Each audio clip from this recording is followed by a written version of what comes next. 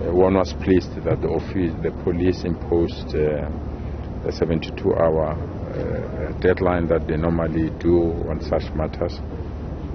On the basis of that deadline, they've made a major breakthrough.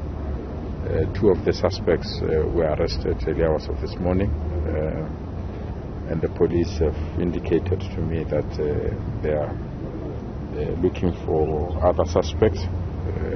That they are quite convinced that after processing and dealing with the matter with those that they've arrested, they will have an idea on the motive behind this attack. Arrived at the family's home. The Premier had gone into the house just behind me to speak to some of the family members. He has just exited the house. Right now he is walking in front of us. He is going to see the scene of the crime where this incident actually happened.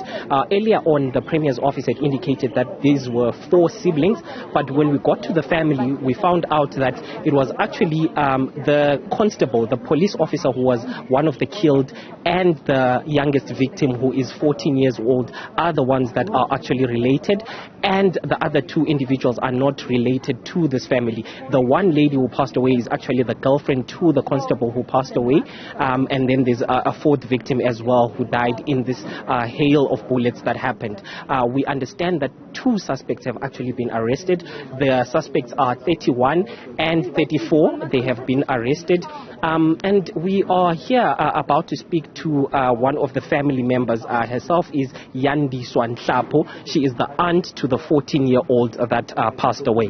Ma'am, thank you so much for joining us. It's a tragic incident that happened here to the family. How is the family feeling about this? Oh, thank you, sir, for having me. We are crushed. Broken is the understatement. We are crushed.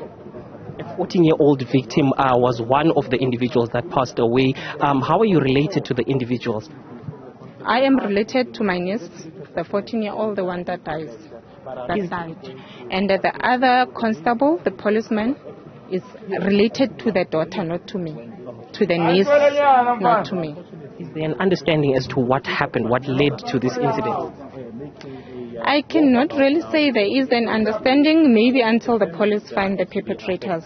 Because as for me, I can say I understand only to find out I'm wrong or I'm putting my life in danger. Yes. And is this a high crime zone, the area that you live in? Very high. Do you get any assistance from the police when you report any of these incidents?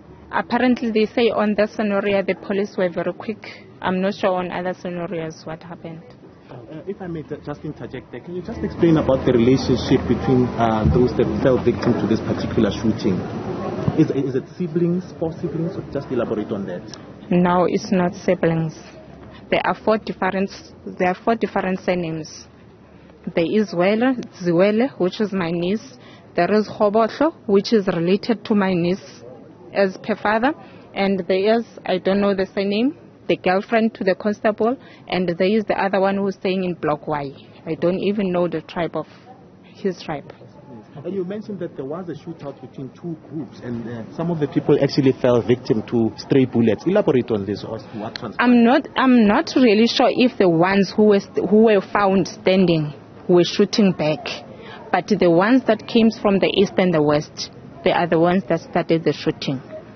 So even if the ones standing, they had guns, obviously I'm not a gangster. I close my eyes. When there is shooting, I won't know who's shooting. But then they are the ones who started the shooting, not the ones that they were standing. I'm not really sure if they shoot back or what happened. Thank you so much for speaking to us. That is the family relative Uyandi Swanhlapo, who was just telling us what happened on that fateful day. And she says her niece, one of the victims that lost her life, was her niece, who is a 14-year-old girl, Katlego.